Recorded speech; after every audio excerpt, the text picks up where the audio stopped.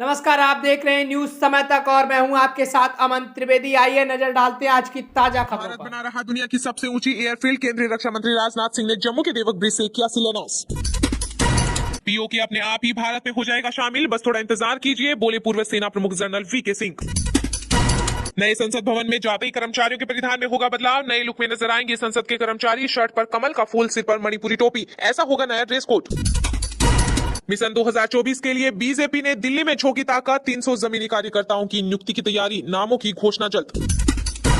Telecom sector में बड़ा बदलाव करने जा रही मोदी सरकार। प्राइवेट सेक्टर के अधिकारी जो बोर्ड पदों पर रह रहे हो या मुख्य कार्यकारी अधिकारी हो बन सकेंगे TRAI के अध्यक्ष। 2 दिन बाद कनाडा के लिए रवाना हुए पीएम जस्टिन ट्रूडो, विमान में खराबी के कारण नहीं हो सकी थी वापसी। G20 का सफल आयोजन, दुनिया में बजा भारत का डंका, कस्टम की विजिटर बुक में कई देशों के राजदूतों ने की तारीफ। यूपी में धान के समर्थन मूल्य पर योगी सरकार का बड़ा फैसला, कैबिनेट की बैठक में कई प्रस्तावों पर लगी मुहर। राष्ट्रीय जनता दल के सुप्रीमो और बिहार के पूर्व सीएम लालू प्रसाद यादव की लैंड फॉर जॉब स्कैम मामले में केंद्र ने सीबीआई को दी केस चलाने की अनुमति। राजद्रोह कानून पर सुप्रीम कोर्ट में 5 जजों की बेंच करेगी सुनवाई, केंद्र की मांग खारिज। वायुसेना दिवस पर यूपी में होगा एशिया का सबसे बड़ा एयर शो, पीएम मोदी, राष्ट्रपति मुर्मू समेत कई दिग्गज होंगे शामिल।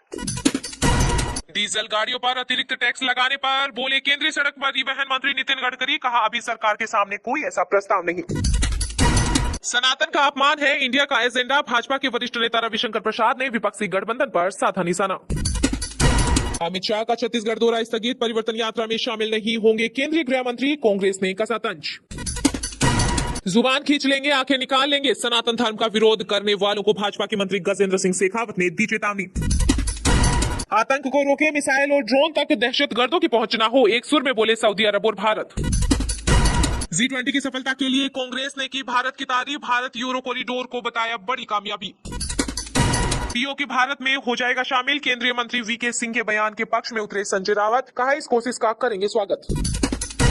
केंद्रीय नागरिक उड्डयन मंत्री ज्योतिरादित्य सिंधिया ने राहुल गांधी पर किया पलटवार, बोले छोटी मानसिकता के कुछ दलों को भारत में G20 शिखर सम्मेलन के आयोजन की सफलता से जलन हुई है। मध्य प्रदेश के लिए बीजेपी कोर ग्रुप की बैठक में 40 सीटों के लिए उम्मीदवार तय, जल्द होगी घोषणा।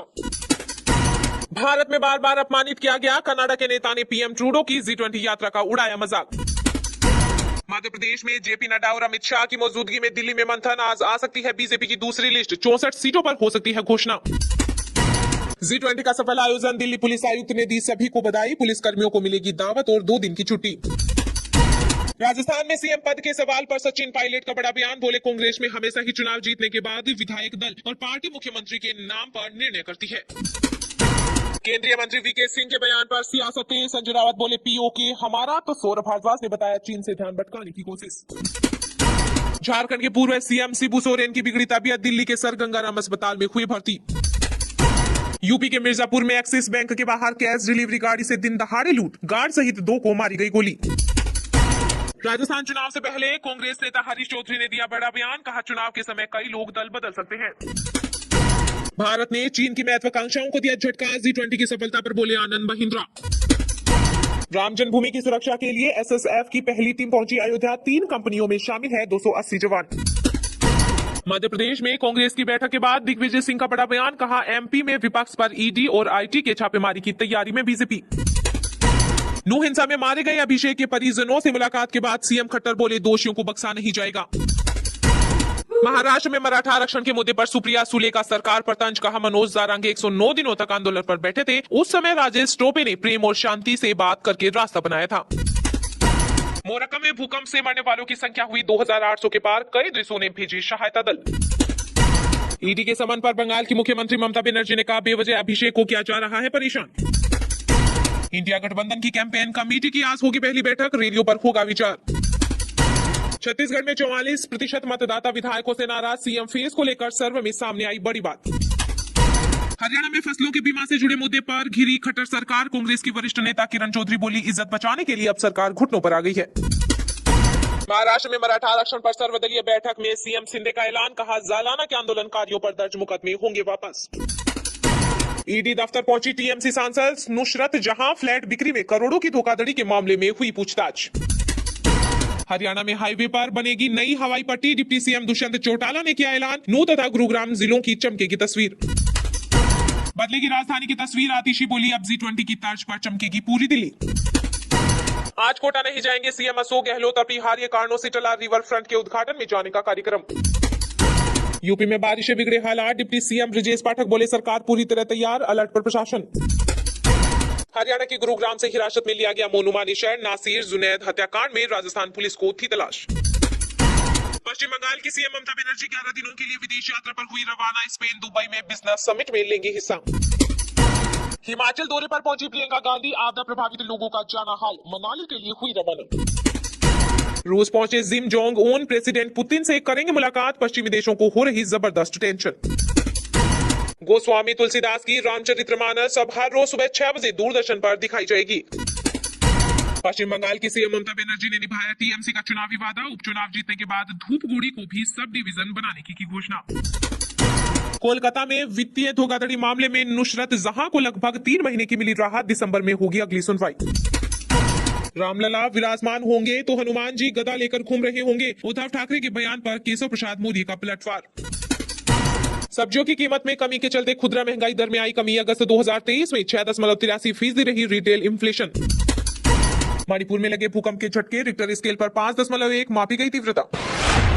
नई संसद भवन में जाते ही कर्मचारियों के परिधान में होगा बदलाव, नए लुक में नजर आएंगे संसद के कर्मचारी, शर्ट पर कमल का फूल, सिर पर मणिपुरी टोपी, ऐसा होगा नया ड्रेस कोड। गणेश चतुर्थी के मौके पर नई संसद में कार्रवाई शुरू होने वाली है, जिसको लेकर तैयारियां तेजी से चल रही है। इस बीच संसद भवन के कर्मचारियों के परिधान को लेकर बड़ा बदलाव किया जा रहा है। संसद भवन के कर्मचारियों के लिए नई पोशाक डिजाइन की गई है, कर्मचारियों की नई ड्रेस भारतीयता से प्रेरित होगी। वहीं संसद भवन में मौजूद रहने वाले मार्शल भी अब सफारी सूट की जगह क्रीम रंग का कुर्ता और पजामा पहनेंगे। इसके अलावा पीजीडी की ड्रेस में भी बदलाव किया जाएगा। साथ ही महिला कर्मचारी नई डिजाइन की साड़ियां पहनेगी। कर्मचारियों के नए पोशाक को National Institute of Fashion Technology NIFT ने डिजाइन किया है। इसके तहत सचिवालय के कर्मचारियों का बंद गला सूट से बदलकर मैजेंटा या गहरे गुलाबी रंग की नेहरू जैकेट कर दी जाएगी। उनके शर्ट भी गहरे गुलाबी रंग के होंगे, जिन पर कमल का फूल बना होगा, और वे खाकी रंग की पैंट पहनेंगे। साथ ही लोकसभा और राज्यसभा के मार्शल की ड्रेस भी बदल ली जा रही है, अब वे मणिपुरी पगड़ी पहनेंगे। संसद भवन के सुरक्षा कर्मचारियों की वेशभूषा भी बदली जाएगी। अब तक वे सफारी सूट पहनते नजर आए हैं, इसके बजाय उन्हें सैनिकों की तरह कैमोफ्लेज ड्रेस दी जाएगी। बता दें कि 18 सितंबर के पहले दिन पुराने संसद भवन में ही बैठक होगी। इस दिन पुराने संसद भवन के निर्माण से लेकर अब तक की सभी यादगार घटनाओं को याद किया जाएगा और चर्चा की जाएगी। पुराने संसद भवन के नए संसद भवन में गणेश चतुर्थी के दिन 19 सितंबर को विधिवत पूजा के साथ प्रवेश होगा। इसके बाद पूजा कर नए संसद भवन में प्रवेश होगा और दोनों सदनों की साझा बैठक हो सकती है। यूपी में धान के समर्थन मूल्य पर योगी सरकार का बड़ा फैसला, कैबिनेट की बैठक में कई प्रस्तावों पर लगी मुहर। उत्तर प्रदेश की योगी आदित्यनाथ सरकार ने बुंदेलखंड विकास प्राधिकरण के प्रस्ताव की मंजूरी दे दी है। सीएम योगी आदित्यनाथ की अध्यक्षता में कैबिनेट की बैठक लोक भवन में शुरू हुई थी। बैठक के बाद कैबिनेट में लिए गए फैसलों की जानकारी वित्त मंत्री सुरेश खन्ना और ऊर्जा मंत्री ए.के. शर्मा ने की थी। उन्होंने कहा कि कैबिनेट की बैठक में 16 प्रस्तावों को मंजूरी दे दी गई है। योगी कैबिनेट की बैठक के लिए 19 एजेंडे तैयार किए गए हैं, जिसमें बुंदेलखंड विकास प्राधिकरण की मंजूरी को एक महत्वपूर्ण फैसले के रूप में देखा गया है। इसके अलावा योगी कैबिनेट ने खरीफ फसलों की खरीद के लिए वर्ष 2023-24 में मूल्य समर्थन योजना के तहत धान खरीद नीतियों से संबंधित प्रस्ताव को मंजूरी दे दी गई है। धान खरीद के लिए सरकार ने न्यूनतम समर्थन मूल्य में इजाफा कर दिया है। योगी कैबिनेट ने प्रदेश में धान की खरीद और समर्थन मूल्य के प्रस्ताव को पास कर दिया है। इसके खरीफ किसानों को बड़ा फायदा होने की बात कही जा रही है। फिलहाल खबर में इतना ही, तब तक के लिए देखते रहिएगा न्यूज समय तक और दीजिए यानी हमें यानी कि अमन त्रिवेदी को इजाजत। नमस्कार।